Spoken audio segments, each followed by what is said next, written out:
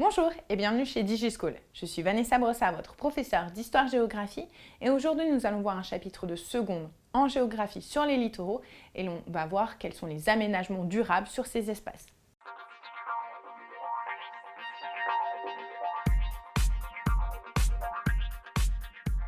Ok, les littoraux sont des espaces qu'on appelle privilégiés. On va mettre en œuvre des aménagements durables sur les littoraux respectant les trois éléments du développement durable, le développement économique, le développement social et le développement de l'environnement.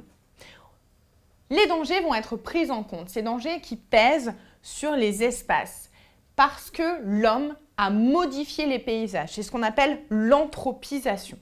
Plusieurs acteurs, et notamment l'État, les entreprises privées, mais également les personnes privées, vont se concerter pour établir un aménagement durable.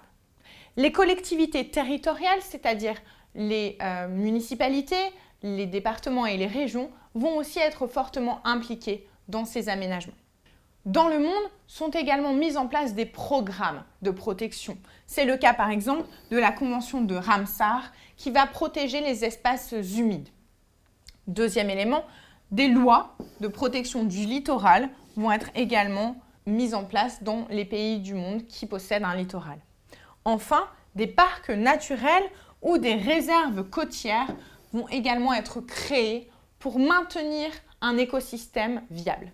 L'exploitation anarchique du littoral fait place à une manière d'exploiter le littoral qui est raisonnée. D'une part, la construction de grandes infrastructures va être compensée par la création de sites protégés. C'est le cas notamment dans la mer Méditerranée.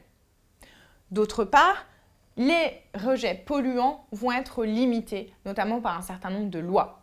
D'autre part, l'aménagement des ports doit respecter un certain nombre de règles qui respectent le développement durable.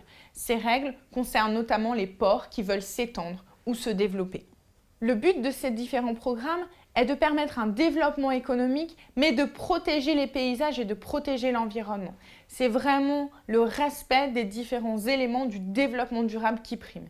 Cependant, la protection de l'environnement n'est pas toujours une priorité.